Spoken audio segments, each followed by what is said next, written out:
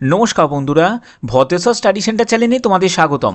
Post office GDS নিয়োগ 2024-এর একটি গুরুত্বপূর্ণ আপডেট দেব, যেখানে তোমরা যারা যারা অ্যাপ্লাই করেছো তোমাদের ফার্স্ট মেরিট লিস্ট প্রকাশিত হয়ে গেছে এবং এই ফার্স্ট মেরিট লিস্টে কিন্তু অনেক রকম কিন্তু নাম্বারে অসঙ্গতি আছে, যেখানে তোমরা অনেক কনফিউজড হয়ে যাচ্ছ যে কি করে হতে পারে যে কিছু ডিভিশনে 32% নম্বরে সিলেকশন, আবার কিছু জায়গায় 100%, যেটা ম্যাক্সিমাম 100%-এর সিলেকশন হচ্ছে, এটা কি করে সম্ভব। তো এই ব্যাপারে তোমাদের সম্পূর্ণ বিস্তারিত তথ্য দেব এবং এই যে নিয়োগ প্রক্রিয়া এটা কি সত্যিই কি ক্যান্সেল হওয়ার কোনো চান্স আছে সেটার ব্যাপারেও তোমাদের সম্পূর্ণ বিস্তারিত তথ্য এই ভিডিওর মাধ্যমে জানতে পারবে। যারা যারা জিডিএসে অ্যাপ্লাই করেছো তাদের প্রত্যেকের জন্য খুবই গুরুত্বপূর্ণ তথ্য, অবশ্যই ভিডিওটাকে কমপ্লিট দেখো, কমপ্লিট ইনফরমেশন শুধুমাত্র তোমাদের জন্য। তো চলো মূল ভিডিওতে চলে যাচ্ছি। তো দেখো, তোমাদের এখানে যে ইম্পর্টেন্ট টপিকটা নিয়ে আলোচনা করা হচ্ছে সেটা হচ্ছে যে এখানে যে তোমাদের লিস্ট প্রকাশিত হয়েছে, মানে ফার্স্ট লিস্ট যে প্রকাশিত হয়েছে, তো সেই লিস্ট ক্যান্সেল হবে, সেই লিস্ট কি সরাসরি কি ক্যান্সেল করা হবে না পুরো নিয়োগকে ক্যান্সেল করা হবে, মানে পুরো রিক্রুটমেন্ট যে প্রসেস এটাকেই পুরো মানে ক্যান্সেল করা হবে, কোনটা হবে বা কোনটা হতে পারে সেই ব্যাপারটা তোমাদের আজকের এই ভিডিওর মাধ্যমে বলবো। তোমরা জানো যে তোমরা অলরেডি নর্থ ইস্টের তোমরা সার্কেলের মানে পিডিএফটা দেখেছো, যেখানে কিন্তু 32% সিলেকশন হয়েছে, মানে ডিভির জন্য ডাক পেয়েছে ফার্স্ট লিস্টে, এবং তোমাদের 36% ডাক পেয়েছে, কিছু জায়গায় কিন্তু 46%, কোনো জায়গায় 49%। এটা কি করে হয়? এবং সবথেকে বড় কথা, যদি আমি ওয়েস্ট বেঙ্গল দেখি বা অন্যান্য কোনো আমি যদি সার্কেল দেখি, যেমন হচ্ছে যে তোমাদের অরুণাচল প্রদেশে যদি অন্ধ্রপ্রদেশে যদি দেখি, অন্ধ্রপ্রদেশে কত গেছে, অন্ধ্রপ্রদেশে গেছে হচ্ছে 100%। তোমাদের আমি সেটার সরাসরি আমি দেখিয়েছি, সব কিন্তু 100% গেছে। পাঞ্জাবে কত গেছে, পাঞ্জাব সার্কেলে সেখানে 100%। ঠিক আছে, তো এতটা ডিফারেন্স কি করে হয়, এতটা ডিফারেন্স কী করে হয়, মানে পুরো 50%-র মতো ডিফারেন্স কী করে হচ্ছে। তো এই হচ্ছে মেন, এখানে কিছু একটা দুর্নীতি হচ্ছে, এর জন্য অফিসিয়ালি কি ইনফরমেশান আছে সেটা তোমাদের কাছে তুলে ধরছি।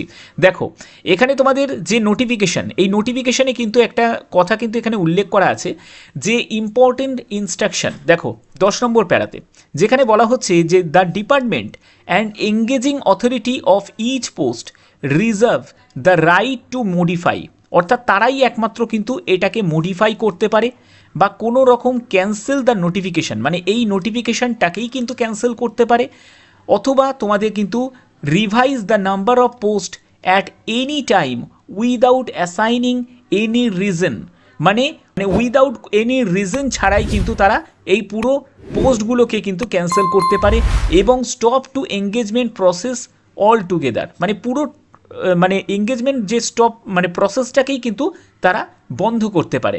তো এখানে তোমাদের তাদের সম্পূর্ণ এই যে অথরিটি আছে, মানে রিক্রুটমেন্ট অথরিটি, যে কম্পিটেন্ট অথরিটি, তাদেরই কিন্তু একমাত্র এই পারমিশনটা আছে এবং তারাই কিন্তু এটা করতে পারে।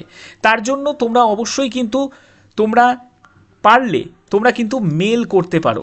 ঠিক আছে, এবার মেল আইডিটা তোমরা কোথায় পাবে, যে পোস্ট অফিস, ঠিক আছে, পোস্ট অফিসের অফিসিয়াল ওয়েবসাইটে চলে যাবে, সেখানেই কিন্তু তোমরা মেল যেটা পেয়ে যাবে, একদম দিল্লি যেটা আছে সেই দিল্লি পোস্ট অফিস যেটার হেড অফিস, তার কিন্তু মেল আইডিতে তোমরা যতটা পারবে সেখানে কিন্তু মেল করো।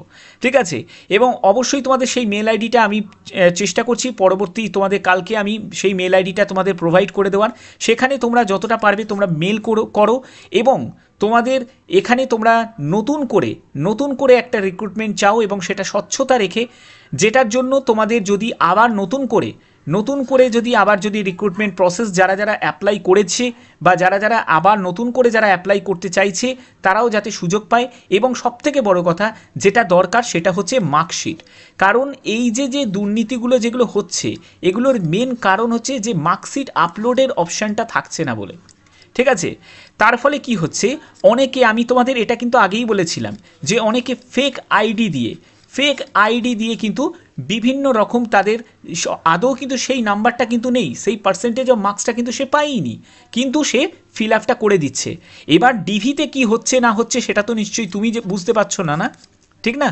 এবং তারা হয়তো কোনো রকম অসাধু কোনো মানে পদ্ধতি অবলম্বন করে হতেই পারে তারা সেই চাকরিটা পেয়ে গেল, যে চাকরিটা হয়তো তুমি তোমার 95% নাম্বার হয়েও সেই চাকরিটা পেলে না, কিন্তু যে 49 থেকে 50% মতো নাম্বার পেয়েছে সেই চাকরিটা পেয়ে গেল।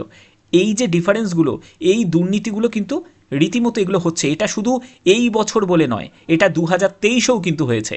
কিন্তু কতটা মানুষ সোচ্চার হয়েছে, কতটা তার জন্য প্রতিবাদ করেছে, এবং শুধুমাত্র তোমাদের একার এতে কিন্তু কিছু হবে না, এবং সবাইকে কিন্তু যৌথভাবে করতে হবে।